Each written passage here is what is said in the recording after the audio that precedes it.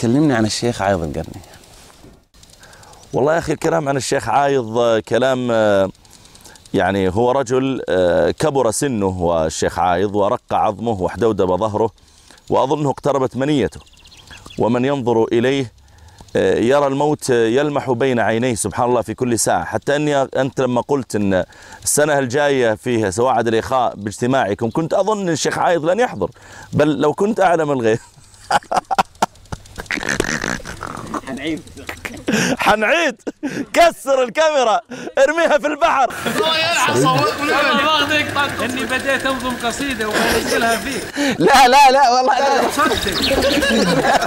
لا هذا وانا ما بعد هجاء مر. لا ما بعد خلاص يا ابو عبد الله.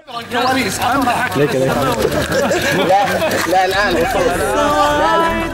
باللقاء يحلو بها وعد اللقاء وعلى المحبة والنقاء نرقى بأحلام الشباب وعلى المحبة والنقاء نرقى. يقول لا تصاحب شاعرا إن غضب هجاك وإن لم يغضب ما مدحك.